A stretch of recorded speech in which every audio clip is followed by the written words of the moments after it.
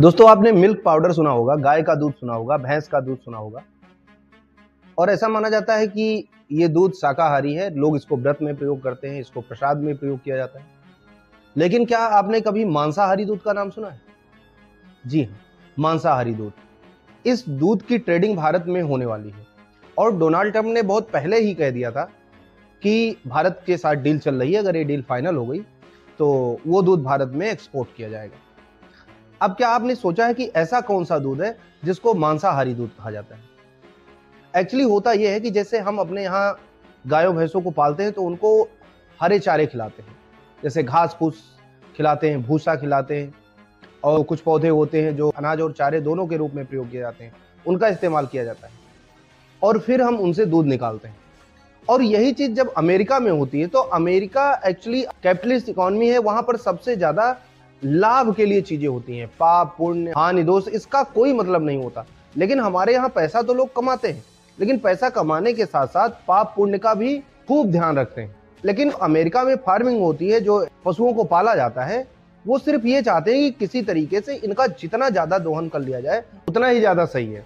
जैसे जब वो गायों को पालते हैं तो सबसे पहले तो उनसे ज्यादातर मात्रा में दूध निकालने का प्रयास करते हैं। वो उनके बछड़ों को भी दूध नहीं पिलाते। अगर बछड़ा थोड़ा बड़ा हो गया है तो तुरंत उसको मांस के लिए एक्सपोर्ट कर देते हैं और उसका सारा मांस निकाल कर बेच देते हैं।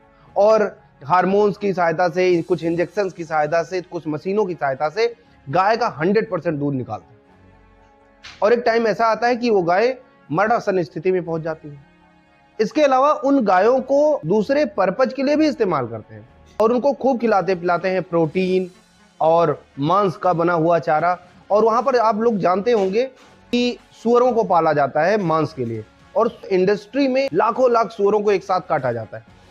अब उनसे निकलने वाला ब्लड जो होता है उसको क्या किया जाए, उसको ये लोग रख लेते हैं अपने पास और फिर उसको सुखाकर पशुओं के चारे के रूप में इस्तेमाल करते हैं। ऐसे आप पोल्ट्री फील्ड में देखेंगे, जो बचे हुए अवशेष हैं, जो मुर्गियों द्वारा अवशेष छोड़े जाते हैं, उन सारी चीजों को और ये अंडों के ऊपरी छिलकों को, इन सबको मिलाकर पशुओं के लिए चारा तैयार किया जाता है और पशुओं को खिलाया जाता है। इसके पीछे दो कारण होता है। एक तो वो दूध बढ़ा कर देंगे, गायें हैं तो दूध बढ़ा कर देंगी, भैंसें हैं तो दूध बढ़ा कर देंगी, और उनको और मोटे करने का प्रयास किया जाता है।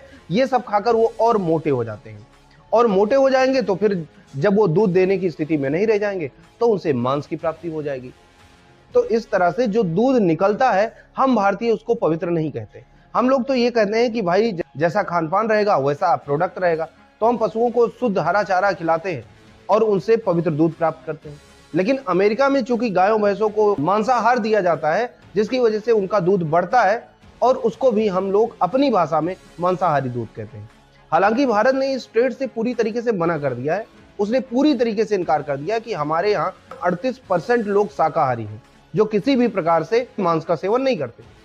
तो यहाँ पर कुछ धार्मिक जटिलताएं हैं, यहाँ पर कुछ ऐसी परिस्थितियां हैं, ऐसे रिवाज हैं जिनकी वजह से हम उस दूध को इंपोर्ट नहीं कर सकते। तो ये सबसे बड़ी खबर थी। लेकिन आपको बताना इसलिए जरूरी था कि एक आदमी अपने ट्रेड को बढ़ाने के लिए दूसरे की धार्मिक भावनाओं के साथ भी खिलवाड़ करने का प्रयास करता है, जिससे कि उसका लाभ हो सके, भले सामने वाले का नुकसान हो जाए। तो क्या भारत इसके इंपोर्ट के लिए कभी राजी होगा, नहीं होगा, ये तो आने वाला समय ही बताएगा। मिलते हैं अगले वीडियो में, तब तक के लिए जय हिंद, जय भारत।